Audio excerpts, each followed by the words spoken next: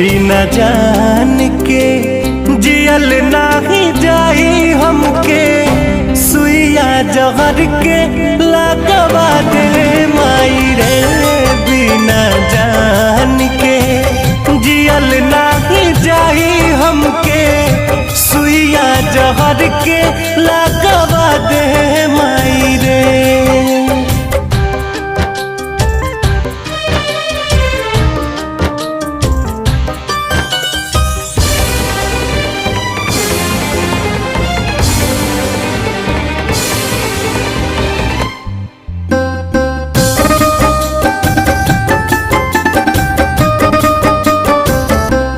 कुछ आवे समझना हम का करी, एक पल में 100